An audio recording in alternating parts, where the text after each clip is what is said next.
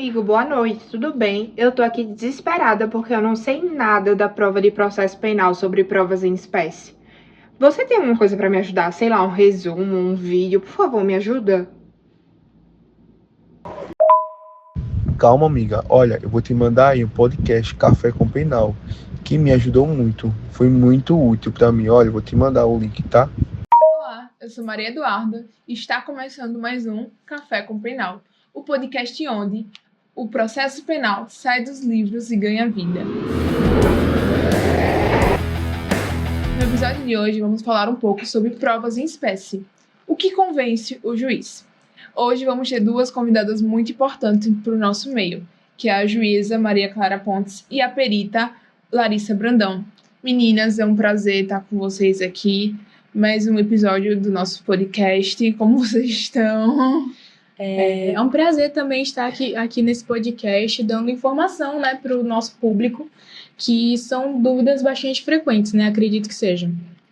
Eu estou muito feliz de estar aqui, e vou falar de uma forma assim que todas as pessoas consigam entender o direito na prática, principalmente o meu lado como juíza, porque às vezes a gente fala de uma maneira tão formal que as pessoas não entendem, né? Então a gente veio aqui justamente para quebrar essa barreira, né, que fica com as pessoas. Verdade. Bem importante, juíza. Vamos começar com a senhora. Explica pra gente o que são provas. As provas são os meios pelos quais tentamos reconstruir um fato passado. Como o juiz não viu o crime acontecer, ele precisa de elementos que o convençam de que aquele fato realmente aconteceu e de quem foi o autor. Então as provas servem para mostrar a verdade. A busca pela verdade no processo penal é sempre uma busca que tenta se aproximar ao máximo do que realmente aconteceu. Mas temos que entender que essa verdade é sempre relativa.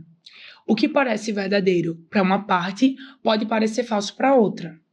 No final, o papel das partes é convencer o juiz, com base em argumentos e evidências, de que a sua versão corresponde com a realidade. Lembrando, assim, que ninguém poderá ser condenado com base em provas obtidas por meios ilegais. O que são as provas em espécie? As provas em espécie são tipos específicos de prova. Exame de corpo de delito, perícia, confissão, interrogatório, declaração de ofendido e outros. Cada uma tem seu valor e suas regras. Agora um pouquinho da nossa perita. Larissa, explica um pouco pra gente o que é perícia. Vamos lá.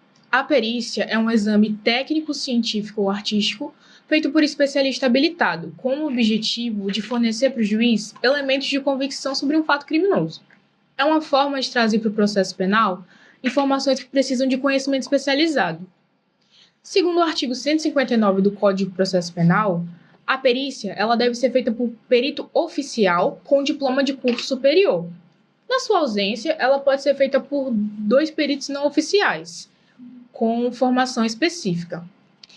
E é válido lembrar, muito importante esse ponto, Eduardo, que é nulo o exame feito por apenas um perito não oficial. Em perícias mais complexas, pode-se designar mais de um perito também, isso vai depender muito do caso. Larissa, eu tenho essa dúvida e eu acho que as pessoas de casa também. Querem entender qual a diferença entre exame de corpo e delito e corpo e delito? Ótima pergunta, o pessoal confunde bastante isso mesmo. O corpo de delito ele é um conjunto de vestígios deixado pelo crime, como uma arma, uma lesão ou até mesmo um cadáver. Já o exame de corpo de delito é o laudo que a gente produz depois de analisar todos esses vestígios. Ou seja, o exame comprova que o crime aconteceu de verdade.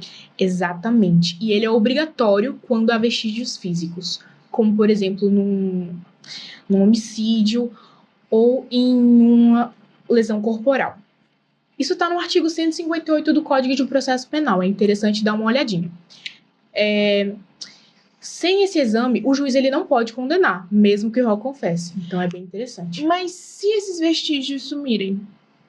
Aí entra o artigo 167 do Código de Processo Penal. Se esses vestígios sumirem, esse exame pode ser substituído por prova testemunhal, mas só se for justificada a falta desse exame, e é a exceção, não a regra. Existe diferença entre os tipos de exame de corpo e delito? Sim, nós temos dois tipos, o direto e o indireto. O direto, ele é feito sobre o vestígio físico real. Como assim? Nós temos de exemplo o exame feito em um corpo no local do crime. Já o indireto, ele é feito sobre elementos como um laudo médico anterior, imagens ou registros que substituam o exame direto, caso esse não for possível. O exame só pode ser feito durante o processo judicial? Não, inclusive ele geralmente é feito já a partir do inquérito policial, até mesmo pela urgência da preservação dos vestígios, entendeu? Nesse caso, o contraditório ele é diferido, ou seja, adiado. E as partes poderão contestar ou complementar o laudo depois, durante o processo. O juiz ele é obrigado a aceitar o laudo da perícia? Não, desde que ele fundamente isso com razões lógicas ou técnicas para isso. Como, por exemplo, o laudo indica que não havia sangue na arma, mas um vídeo e uma testemunha mostram o acusado limpando o sangue da arma logo após o crime. Nesse caso, o juiz ele pode dar o laudo como inconclusivo e rejeitá-lo, desde que fundamente com base nessas provas.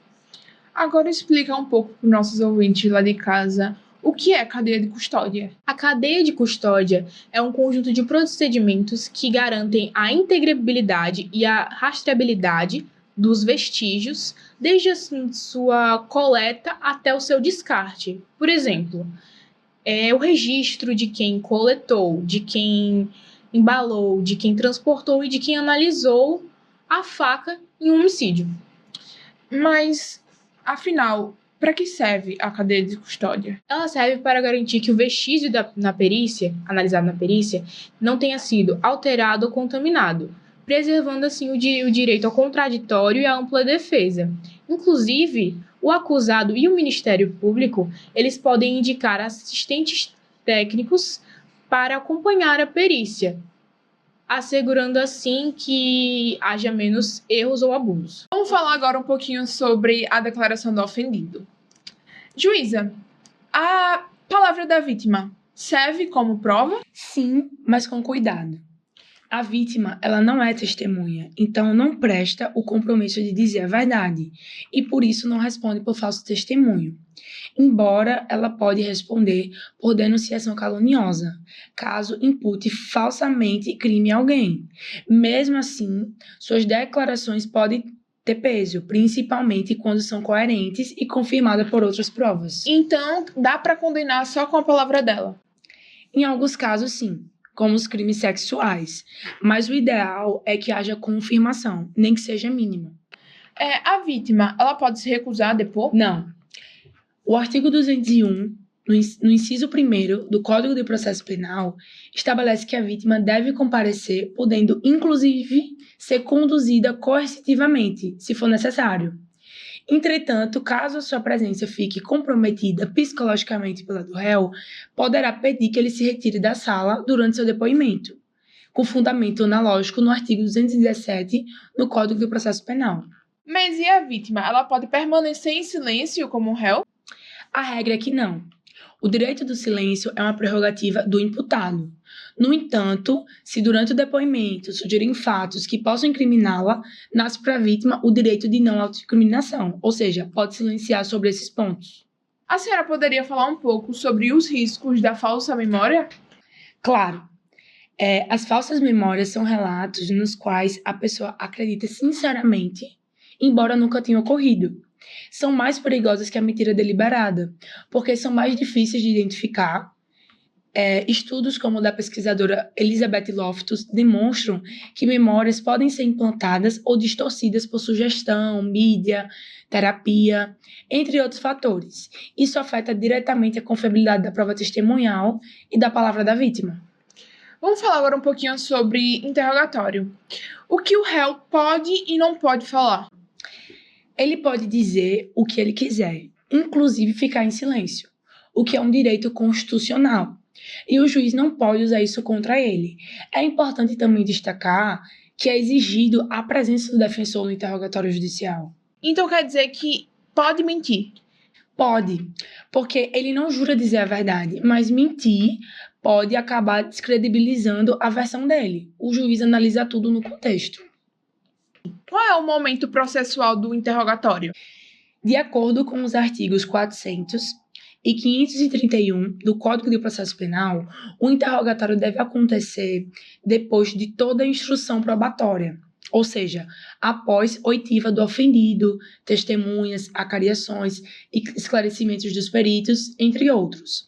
Essa ordem reforça o seu caráter defensivo. O que acontece se o interrogatório for feito A antes? defesa precisa alegar nulidade do ato durante o processo, na primeira oportunidade, após o ato viciado.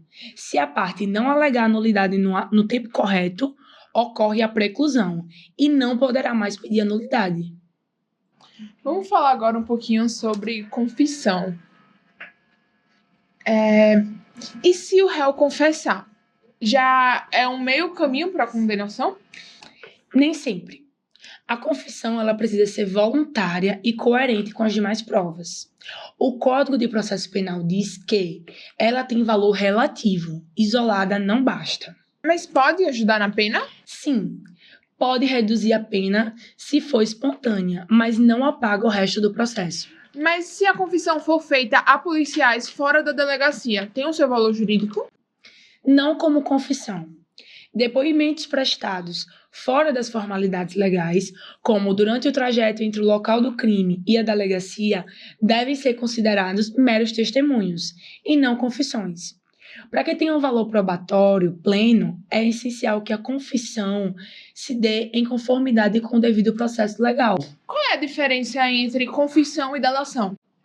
A confissão diz respeito à admissão de culpa sobre um fato criminoso praticado pelo próprio réu. Já a delação ocorre quando o réu, além de admitir sua culpa, envolve terceiros, apontando coautores ou partícipes. Trata-se, nesse caso, de um testemunho qualificado, com valor probatório relativo. A delação premiada, ela deve ser incentivada pelo nosso sistema de justiça? Esse é um ponto controverso. Há argumentos favoráveis, como a obtenção de provas relevantes contra organizações criminosas, porém há também riscos graves, com o estímulo de falsas delações, a violação da proporcionalidade e o comprometimento da ética no processo penal. O magistrado deve avaliar cada caso com rigor técnico e equilíbrio. Eu gostaria de agradecer muito a presença das senhoras aqui. Foi um episódio muito incrível, de muitas informações que o pessoal de casa também precisava saber. Sim, a gente agradece, né, a oportunidade de estar aqui, de trazer informação para o público, descomplicar ainda mais a perícia, o direito e todos esses assuntos que devem, né, ser de conhecimento geral. Eu espero, né, ao pessoal que está em casa, eu espero que muitas pessoas têm muitas dúvidas. E às vezes as pessoas acham que, porque você é juíza, porque você é juiz, porque você é desembargador, somos pessoas inalcançáveis, somos pessoas que é muito difícil de conversar, entende? E às vezes tem gente que tem muitas dúvidas, muitas perguntas que só a gente que é dessa área consegue responder. Então, eu espero que eu tenha falado de uma forma bem natural, uma forma que as pessoas consigam entender, para poder também deixar de ser leigo na situação, porque hoje em dia a gente está assistindo, amanhã acontece uma coisa que infelizmente eu não posso ser leigo na situação. Conhecimento é poder, né? Exatamente, o direito é uma área que todo mundo tem acesso. Hoje em dia você pega o SAG, você pega até na internet, a gente tem acesso a tantos processos, a tantas jurisprudências, tantas leis, sabe, tantos livros que a gente consegue gratuitamente. Então eu espero que as pessoas que tinham dúvidas estejam com menos dúvidas, na verdade, né? Espero que todo mundo tenha gostado, espero vir mais vezes. E é isso. É isso. Esse foi mais um episódio de Café com Penal!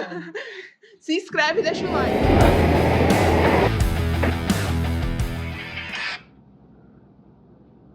Nossa, amigo, me ajudou bastante. Consegui entender tudo. Muito obrigada, viu?